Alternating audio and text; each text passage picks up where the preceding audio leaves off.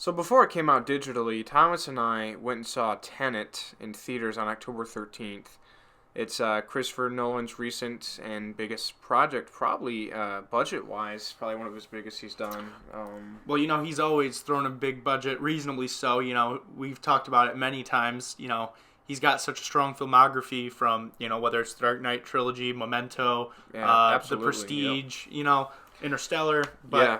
But, yeah, I mean, let's just get right into it. Let's give our thoughts. So first for me, obviously both of us being big Nolan fans, we were heading into this thinking this is going to be a big film, and if you saw the trailers, you would know that's true.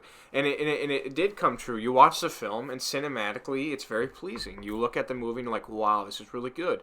But that being said, it lacks in some areas. One of the big ones, the audio. The mixing is just too loud at some points with the action. I mean, and the biggest example, of course, is the opening sequence in the theater. I mean, you can't really understand a word that's being said. No, at points we were leaning over to each other, kind of asking what was being said. It was just really, really loud.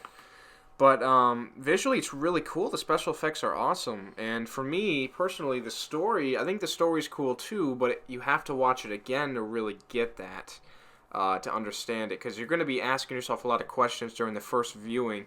The second viewing, you're going to go in there kind of knowing more and kind of putting the pieces of the puzzle together.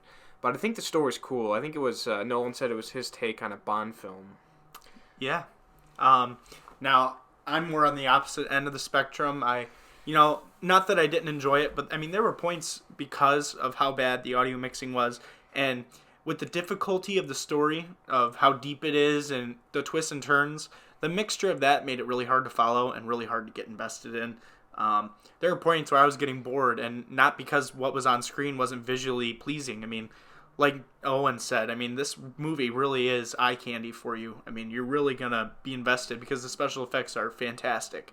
But I just have a hard time getting involved in a plot where a lot of the times you don't really understand what's going on. And I think a lot of times the criticism of the difficulty of plot gets blown over because of the ability to have the argument, okay, let's just watch it again, And that's a shame because, like Owen has stated before, I'm a huge Nolan fan, so is he.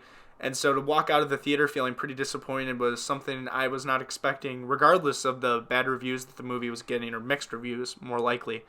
But, I mean, I'm still happy I saw it, and I got to go to the theater, especially with the way that things are looking right now. But I'm Thomas. And I'm Owen, and we'll catch you guys next time.